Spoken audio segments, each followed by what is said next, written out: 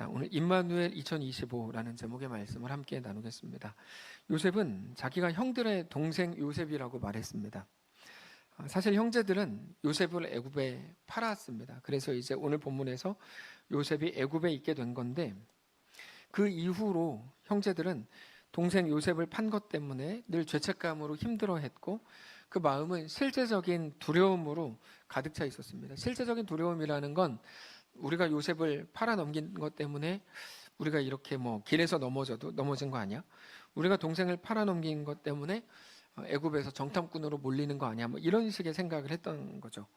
근데 요셉은 뭐라고 고백하냐면, 지난 본문에서 당신들이 나를 팔았기 때문에 내가 여기 온 게 아닙니다.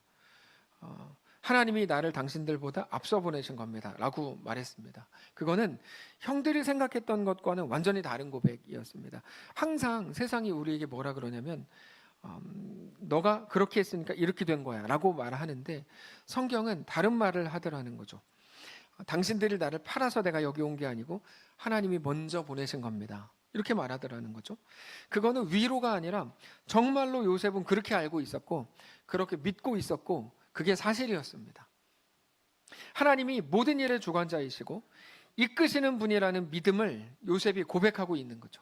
그러니까 이제 빨리 아버지 모셔오셔가지고 그렇게 가까운 고센 땅에서 지내면서 이제부터는 자기가 아버지를 봉양하겠다, 이렇게 말합니다. 하나님이 앞서 보내신 거니까 이제 가족들을 빨리 불러가지고 여기서 지내는 게 당연히 맞는 거죠. 요셉의 형제들이 애굽에 왔고 요셉이 형제들을 만난 것을 비밀로 할 이유가 하나도 없었습니다. 그래서 바로 왕에게 바로 이제 이야기를 했죠. 형제들이 왔다, 우리 가족이 왔다. 그러니까 바로 왕과 신하들은 요셉의 가족들을 만났다는 소식을 들었을 때 모두가 다 기뻐했습니다. 아마 요셉이 정치적인 모함을 받고 있었다면 요셉의 형제들이 왔다는 것이 조심스러울 수 있었겠지만, 요셉의 기쁨이 모두의 기쁨이 되었다는 건 요셉이 그동안 애굽에서 얼마나 신실하게 잘 지냈는지를 보여주는 겁니다. 실제로 요셉은 애굽에서 굉장히 중요한 역할들을 잘 감당하고 있었고, 그래서 애굽 역시 그 어려운 시대를 잘 지나가고 있었습니다. 그래서 바로는 요셉의 아버지 야곱이 믿을 수 있도록 풍성한 양식을 가지고 가게 하고 아버지를 안심시킨 후에 모셔올 수 있도록 호의를 베풉니다. 아버지 야곱과 함께 애굽에 오면 좋은 땅에서 오래 살 수 있게 땅을 내주겠다, 이렇게 말합니다. 그러면서 모든 자녀와 아내들과 아버지를 모셔올 수 있도록 전용기를 제공을 해줍니다. 그래서 이제 가서 야곱을 잘 데리고 올 수 있도록 하죠. 이 모든 거에 대해서 부담을 가질 필요가 없이 너희가 가진 것들조차 아까워서 다 굳이 가져오려고 할 필요도 없다. 애굽에는 너희가 가진 것보다 더 좋은 게 훨씬 많은데 우리가 다 줄 테니까 걱정하지 말고 데리고 모시고 오라, 이렇게 말하죠.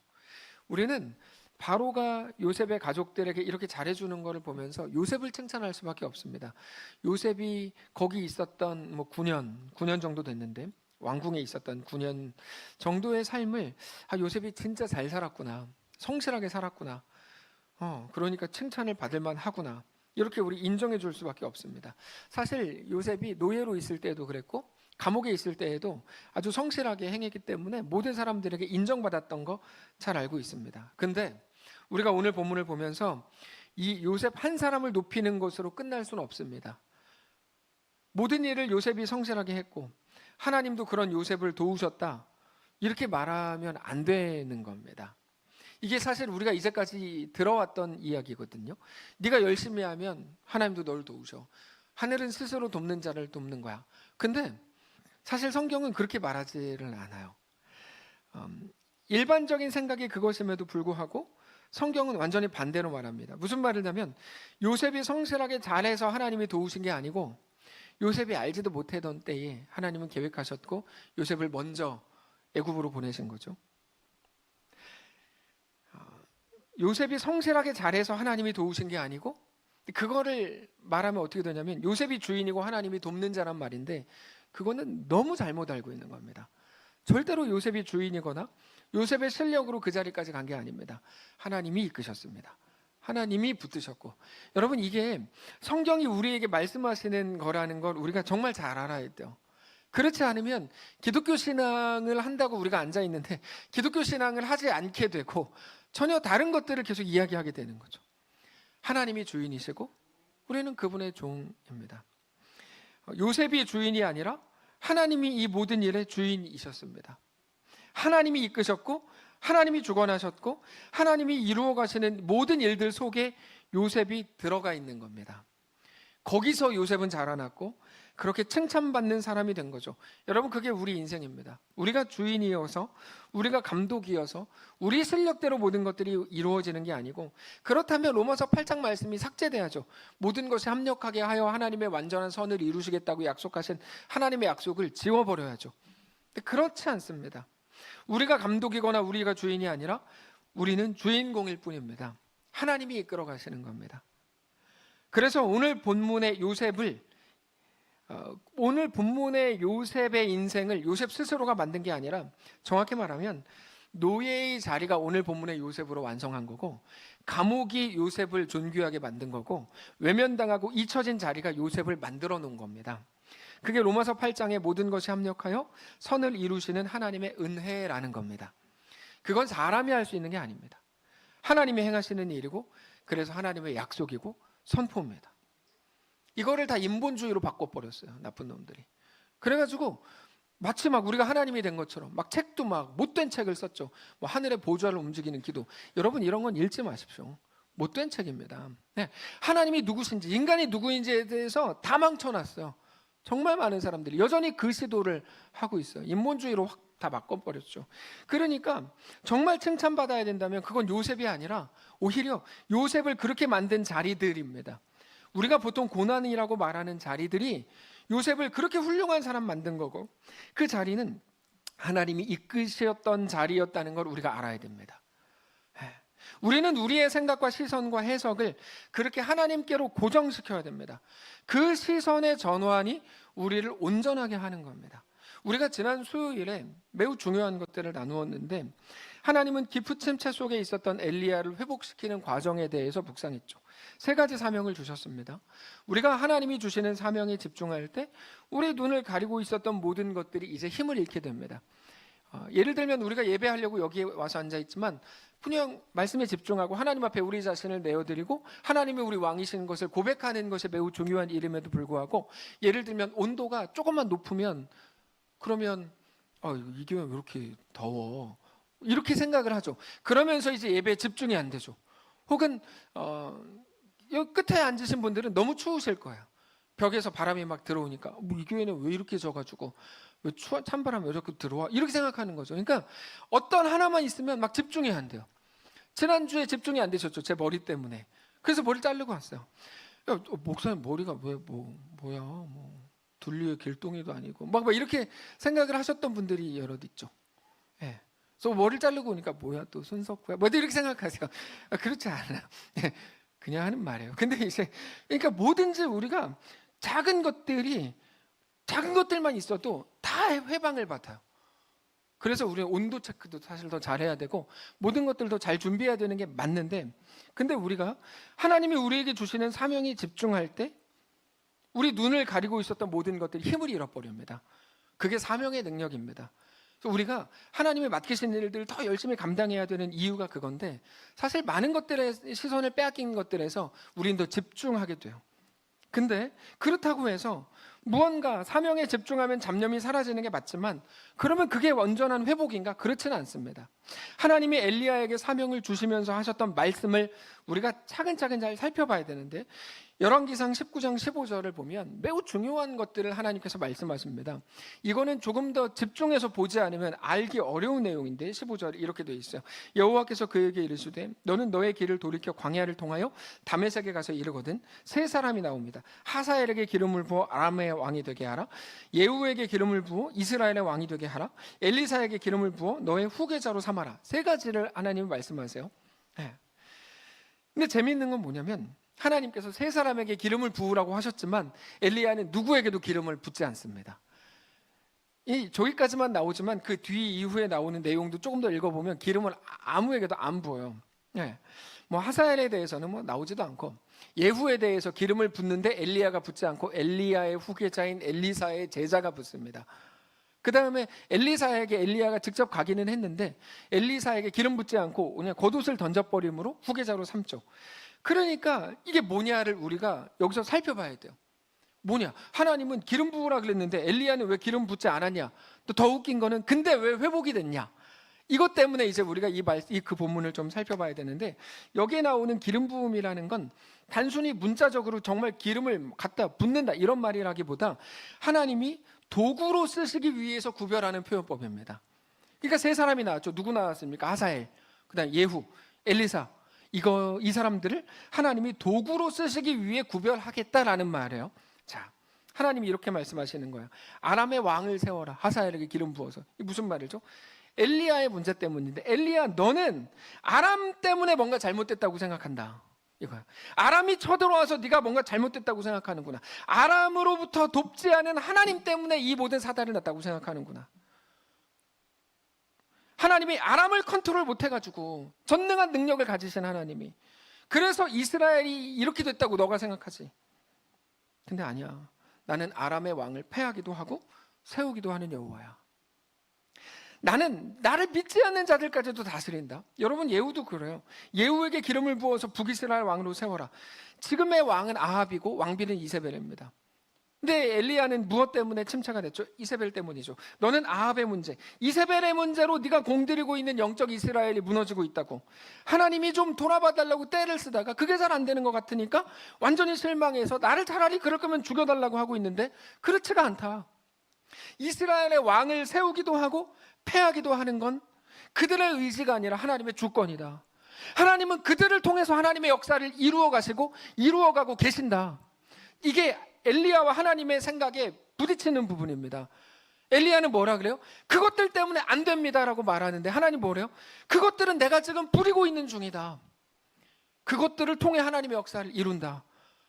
여러분, 이건 되게 중요한 발견이고 우리 자신도 완전히 똑같습니다. 우리도 늘 하나님께 그렇게 기도하죠. 하사엘 때문입니다. 아니면 아람 때문입니다. 이세벨 때문입니다. 그들을 바꿔 주시옵소서라고 우리 매일 기도하죠. 우리가 성경을 안 읽어서 그렇지 하나님 매번 뭐라고 말씀하시냐면 그들의 문제가 아니다. 그들은 내가 너를 하나님의 백성으로 빚어가는 도구일 뿐이다 라고 말씀하세요. 엘리사도 마찬가지예요. 하나님이 엘리사에게 기름 부어 후계자를 세워라. 너의 사역이 아무런 열매를 맺지 못하는 것처럼 네가 스스로 생각하니까, 왜냐면 내가 아무리 해도 이세벨 안 바뀌니까 이게 뭡니까? 라고 따지는 거거든요.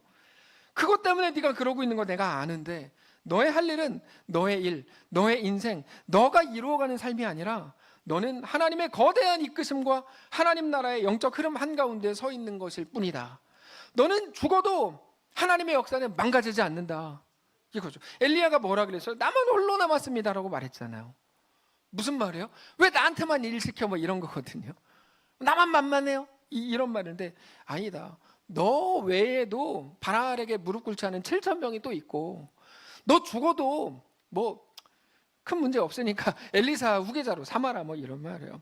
너는 끝나도 하나님의 구원 계획과 하나님의 역사는 안 멈춘다. 우리는 자주 하나님을 협박하잖아요. 그런 식으로 해봐요. 내가 뭐 어떻게 할 거야 막 이렇게 우리가 협박하잖아요. 근데 하나님은 그렇지 않다는 거죠. 그러고 보면 우리는 엘리야가 무너졌던 이유를 정확하게 알 수 있어요. 딱 하나였습니다. 뭐냐면 다른 것 때문이 아니고 누가 주인인지를 놓쳐서 그래요. 그건 엘리야가 그래서 무너진 거예요. 엄청난 기적을 행했죠. 그러나 자기가 주인이 아니라 그 순간에도 하나님이 주인이셨잖아요. 엘리야는 그거를 알았어야 돼요. 근데 모든 문제들에 둘러싸이는 순간 다스리시는 분이 하나님이시고 이끄시는 분이 하나님이라는 거를 놓친 겁니다. 우리가 그렇죠. 현실 속에 깊이 들어가 있으면 우리도 자주 놓칩니다. 그 사람은 왜 그러고 왜 그렇게 하고 이렇게 된다니까요. 그런 사람도 대단하게 엘리야 같은 경우는 엄청난 기적을 행하고 역사상 전무후무한 거대한 역사 한가운데 서 있었지만, 여러분, 엘리야 같은 능력의 선지자는 없습니다. 이런 식으로 기록된 사람은 정말 없습니다. 막 가뭄, 비, 죽은 자도 막 살리고, 엘리야 진짜 대단해요. 엘리야는 살아서 천국 갔잖아요. 이런 사람은 없다니까요. 성경에 에녹 있지 않습니까? 에녹에 대한 기록이 몇 개나 나와요. 엘리야 같이 화려한 이력을 가진 사람은 없어요. 근데도 자기 자신에게 묶여서 하나님을 보지 못하는 순간, 하나님을 그저 문제 해결해 주는 분으로 인식하는 순간, 여러분 이거는 아주 잘못된 태도죠. 하나님을 돕는 분이라고만 생각하는 순간 길을 잃고 절망의 늪에 빠져들어가는 거죠. 여러분 기억하십시오. 하나님은 우리의 종이 아니라 우리를 이끄시는 분이고 우리의 주인입니다. 그래서 하나님은 모든 것들을 통해서 하나님 자신을 엘리야에게 다시 보여주시는 거예요. 야, 아람 때문이라고. 야, 아람의 왕은 내가 세워. 하사엘한테 기름 부어. 이스라엘 아합 때문이라고. 그 왕도 내가 세워. 예후에게 가서 기름 부어. 나만 홀로 남았다고. 야, 7,000명 있고 그다 됐고 엘리사한테 기름 부어서 네 후계자로 삼아, 이거죠. 내가 여호와다.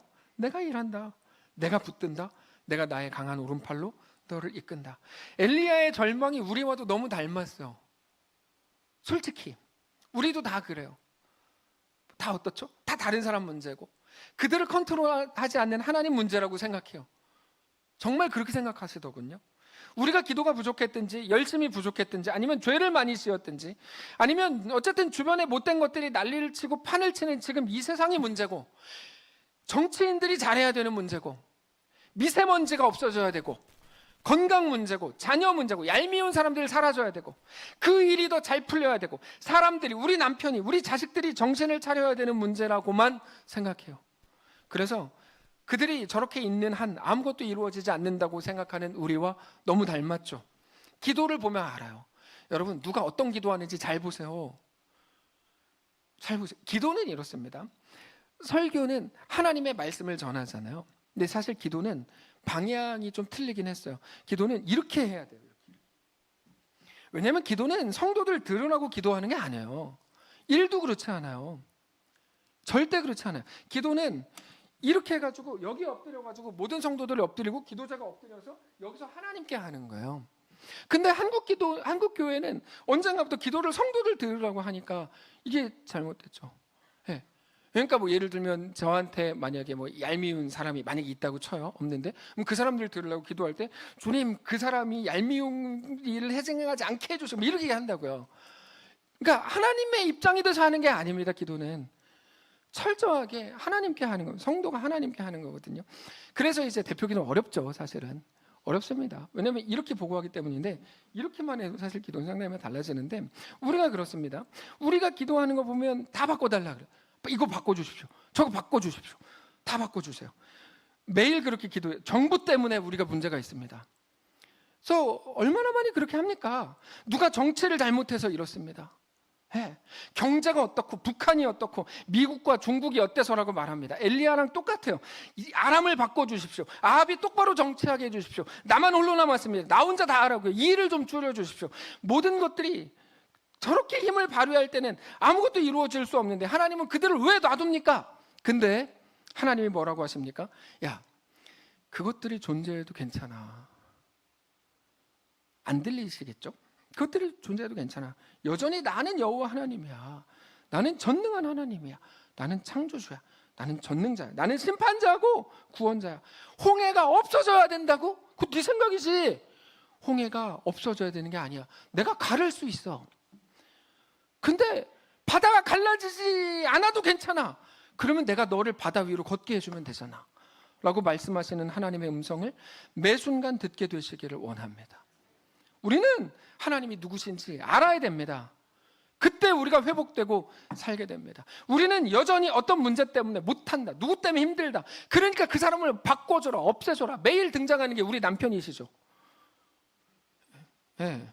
보통 남편들은 기도를 안 하지만 아내들은 기도를 하잖아요. 아내들은 매일 그 기도 하시잖아요. 남편 바꿔달라고. 그 어떻게 바꿔달라는 거예요? 사람을 바꿔달라는 거예요? 아니면 인격을 바꿔달라는 거예요? 하여튼 바꿔달라고. 그 기도가 응답되시기를 축복합니다. 근데 하여튼 맨날 우리 바꿔달라 그래요. 네, 누구 때문에 힘들다 그러고 어떤 일 때문에 내가 이렇다 그러고.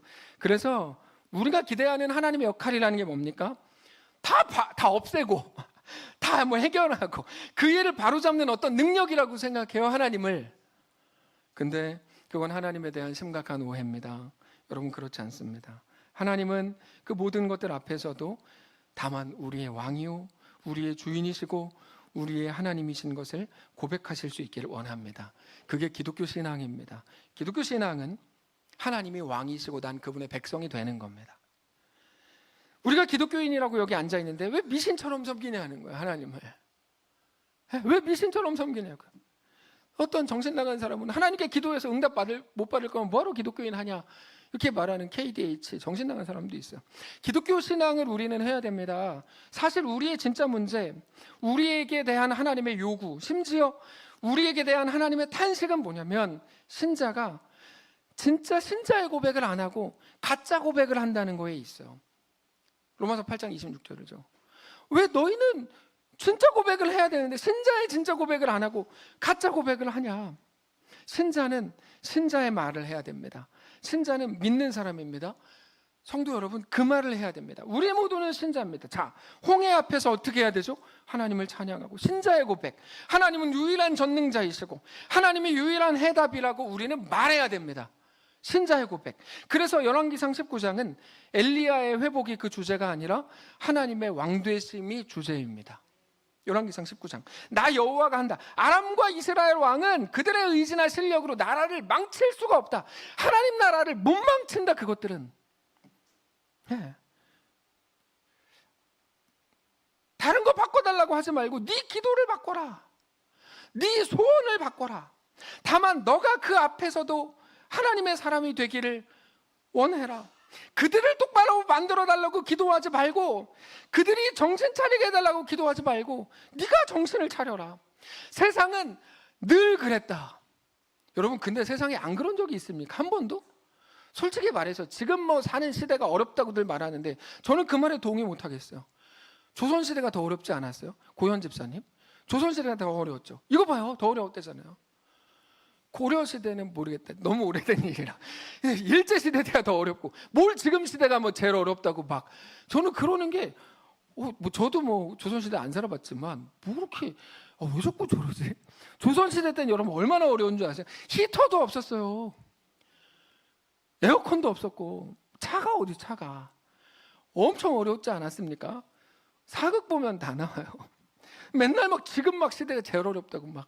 저도 그러지만 그렇지 않은데. 네. 세상은 늘 그랬다. 다만 너가 그 앞에서도 하나님의 사람이 되고 너가 하나님의 이끄심 앞에 엎드리는 자가 되기를 기도해라. 나 여호와가 한다. 내가 창조주고 내가 전능한 하나님이다. 성경 전체에 나오는 내용입니다. 성경 처음부터 끝까지 다 그 내용입니다. 내가 한다. 시대 문제가 아니다. 원래 그랬다. 내가 여전히 너의 하나님이다. 계속 그래요. 오늘 본문으로 돌아가면 요셉이 애굽의 총리가 되지만 처음부터 그랬던 건 아닙니다. 처음에 노예였습니다.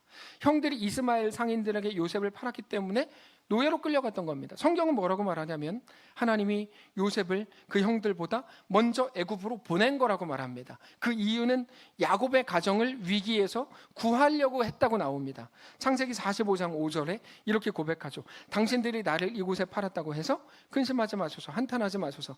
하나님이 생명을 구원하시려고, 이거는 야곱 가문을 말하는 겁니다. 나를 당신들보다 먼저 보내셨나이다. 여러분, 이게 신자의 말입니다. 이거는 멋있는 말이 아니고 신자의 말인 겁니다. 그래서 멋있는 겁니다. 신자의 말이 어떤 사람들을 듣기에 되게 멋이 없고 약간 좀 꼴사납게 느껴질 때가 많습니다. 멋있는 말을 해서 신자가 아니고 신자의 말을 해서 멋있는 겁니다. 오늘 우리에게 대한 하나님의 마음을 온전히 알게 되시기를 원해요. 하나님은 오늘 우리에게도 마찬가지입니다. 성도 여러분, 우리의 질서를 회복해야 됩니다. 질서가 뭡니까? 하나님은 우리의 왕이시고 우리는 그분의 백성인 것. 이게 질서입니다. 자꾸만 하나님을 조정하려고 하지 마시고 모든 순간 하나님의 백성이 되기를 원하십시오. 하나님은 우리와 멀리 떨어져가지고 제가 어떻게 하나, 얼마나 잘하나 이렇게 하시지 않습니다. 한순간도 우리와 떠나 있지 않습니다. 우리와 함께 하시고 우리에게 다가오시고 우리 문을 두드리시고 우리와 영원히 함께 거하기를 원하십니다. 그래서 사실 고난이 우리를 죽이려고 오는 게 맞는데 우리의 주인이신 하나님은 고난의 세력과 고난의 본질을 꺾어버립니다. 고난의 본질을 바꿔버려요. 세력을 꺾는다는 말은 단지 힘을 약하게 만든다는 말이 아니라 오히려 고난으로 일하게 하셔서 우리를 일으켜 세우고 우리를 자라나게 하고 우리를 존귀하게 하도록 하나님이 그것들까지도 쓰신다는 말이에요. 그게 아람의 하사엘이고 이스라엘의 왕이죠. 그래서 하나님께서 함께 하시는 순간 우리 앞에 있는 모든 종류의 고난이 그 본질이 달라진다는 걸 알아야 됩니다. 우리 앞에 있는 모든 고난은 다 마찬가지입니다. 그게 사라져야 되는 문제가 아니고 그게 우리를 자라나게 하고 있는 중이라는 걸 알아야 하고 그 앞에서 우리는 신자의 말을 해야 되는 것, 그게 사명입니다. 우리는 그 하나님을 믿는 겁니다. 그래서 지난 송구영신 축제 때 에피소드들마다 계속해서 하나님은 그것보다 크십니다라고 고백했었죠. 우리가 두려워하고 염려하는 그것보다 더 크시고 우리가 이것만 있으면 된다고 생각하는 그것보다 하나님이 더 크시다. 우리는 지금 눈에 보이는 것만을 가지고 판단하지만 우리가 만난 일은 사실 우리가 생각하는 것보다 더 큰 겁니다. 무슨 말이냐면 우리가 오늘 넘어진 거 이거 별거 아니야. 별거 아닌 게 아니고 그거는 매우 큰 일입니다. 우리 앞에 일어나는 모든 일들은 매우 큰 일입니다. 왜냐하면 우리가 오늘 하나님의 거대한 역사와 흐름 한가운데 있기 때문에 그렇습니다. 그래서 가벼운 일이거나 작은 일이 아니야. 다 우리를 자라나게 하고 하나님이 완성하실 놀라운 역사 한가운데 있는 매우 소중한 일들이에요. 오늘 본문이라 그러면 요셉의 형제들이 요셉을 만나서 이제 먹고 사는 문제가 해결된 정도가 아니라 이거는 아버지 야곱, 야곱의 아버지 이삭, 야곱의 아버지 이삭의 아버지 아브라함으로 거슬러 올라가야 되는 일이죠. 웃어넘길 수 있는 일은 아니에요. 그럼 뭡니까? 하나님은 내 왕이고 내 인생의 주인이고 내 역사의 주관자고 우리가 하나님의 이루시는 구원 역사의 한 과정 속에 있는 매우 의미 있고 소중한 사건인 거죠. 야, 우리가 그냥 그때 팔아넘겼지만 요셉이 착해서 다행이다, 이렇게 되는 게 아니라고. 오늘 본문이 엄청 큰 의미가 있는 겁니다. 우리는 모든 일들을 만날 때마다 그 고백을 해야 됩니다. 그러니까 제일 못된 말은, 천하의 못된 말은 운이 나빴네, 재수가 없었네, 재수가 좋았네입니다. 그건 하나님을 완전히 깡그리 무시하는 말이기 때문에 그렇습니다. 운이 있다고요? 그런 경우 있어요. 살아계신 하나님의 섭리가 있죠. 재수가 없다고요? 그 말은 진짜 재수 없는 말입니다. 하나님이 누구신지를 알아야죠. 우리 인생은 하나님의 완벽하고 철저한 계획과 이끄심 아래에서 이루어지고 있다는 것을 우리는 믿어야 됩니다. 왜요? 하나님께서는 이 모든 일을 아브라함과의 언약 속에서 행하고 계시는 것이기 때문입니다. 지금 여러분이 졸린 이유는 저 때문이 아니라 이 온도 때문입니다. 저는 그렇게 확신합니다. 자, 우리는 아주 작은 현상, 작은 사건, 당장에 어떠하면 너무 예민합니다. 근데 우리가 알지 못할 뿐이지 그것보다 더 큰 역사 속에 우리가 서 있다는 것을 알아야 됩니다. 내가 어떤 일을 잘못해서, 내가 그때 선택을 잘못해서, 또 많은 분들 내가 그때 결혼을 그렇게 뜯어 말렸는데 결혼을 내가 잘못해서라고 생각하지 마십시오. 그러지 마세요. 하나님께서는 작은 사건들을 가지고 우리를 대하시는 게 아니라 하나님의 역사 안에서, 언약 안에서 오늘 우리를 보고 계시다는 것을 알아야 됩니다. 우리가 나기 전부터 우리를 예수 그리스도 안에서 구원하시는 하나님의 거대한 계획과 이끄심 속에서 우리를 바라보고 계신다는 거죠. 하나님은 언제나 우리를 예수님의 십자가를 통해서 보십니다. 우리는 오늘 넘어지고 실수하고 범죄했을지 몰라도 우리는 오늘도 하나님을 닮은 자로 세워지고 있는 중인 겁니다. 그렇지 않다면 우리가 이 땅을 살게 하나님이 놔둘 이유가 하나도 없습니다. 이 땅을 사는 우리의 성도의 유일한 하나님의 우리에게 대한 목표는 자라남입니다. 하나님은 오늘도 우리를 하나님의 온전한 백성으로 완성해 가고 계신다는 것을 믿어야 합니다. 우리는 오늘도 그렇게 하나님의 거대한 구원 계획 속에 존재하는 겁니다. 그게 요셉의 오늘이고 형들의 오늘이고 야곱의 오늘이고 우리의 오늘입니다. 2025년 한 해 동안에 우리와 함께 하시겠다고 약속하신 임마누엘 하나님과의 동행은 그렇게 이루어질 겁니다. 말씀을 정리하겠습니다.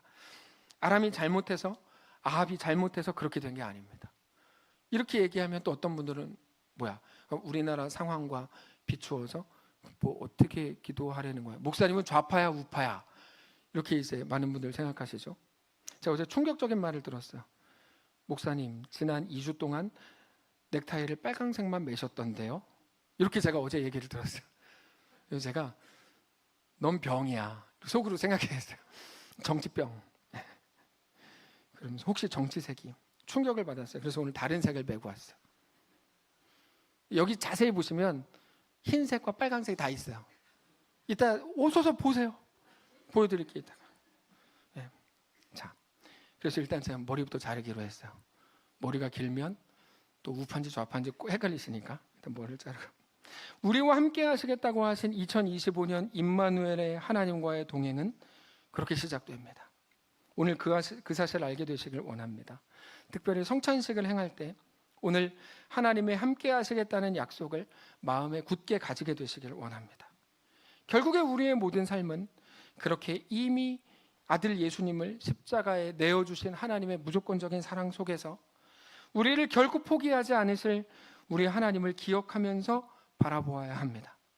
그렇게 모든 순간, 모든 상황 속에서 어떤 일을 만나셨든지 우리가 그렇게 작은 자가 아니라 하나님의 거대한 역사 속에 있는 거대한 사람인 것을 알고 그 믿음 안에서 승리하고 평안하게 되는 거룩한 성도들 되시기를 주님 이름으로 축복합니다. 찬양합시다. 내게 허락하신 시련을 통해 나의 믿음 더욱더 강하게 자라나고 험한 산과 골짜기 지나는 동안 주께 더 가까이 나를 이끄시는 가사를 생각하면서 함께 고백하겠습니다. 내게 허락하신 시련을 통해 나의 믿음 더욱 강하게 자라나고 험한 산과 골짜기 지나는 동안 주께 더 가까이 나를 이끄시네. 내가 겪는 시험이 어렵고 힘겨워도 내 주님보다 크지 않네.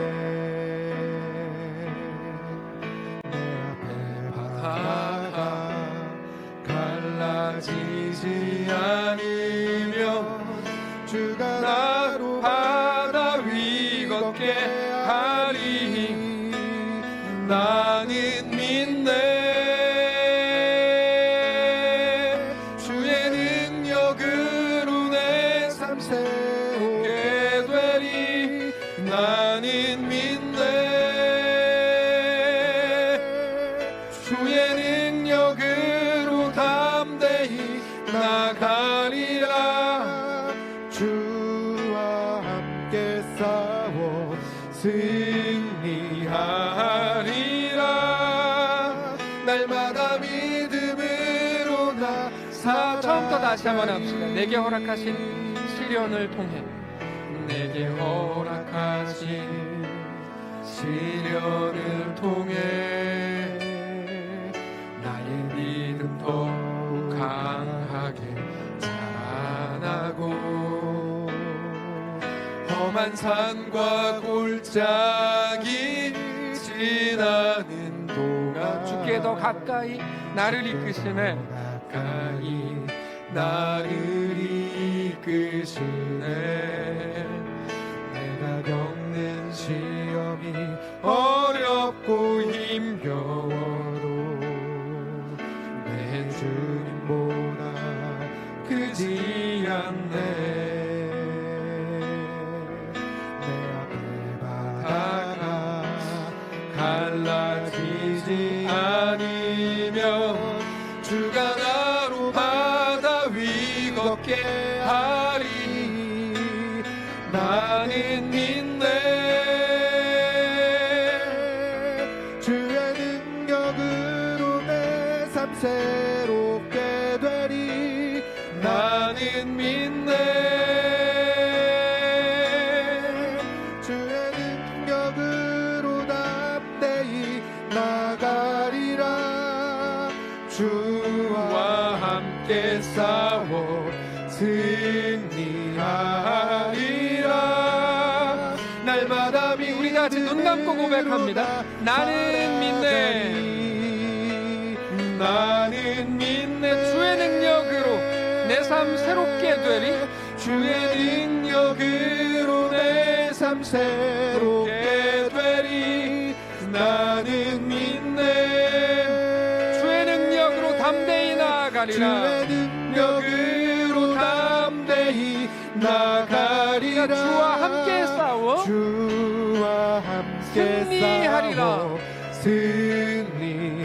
승리하리라. 날마다 믿음으로 나 날마다 살아가리. 믿음으로 나 살아 나가리. 우리 다 같이 눈 감고 잠시 기도하기를 원합니다.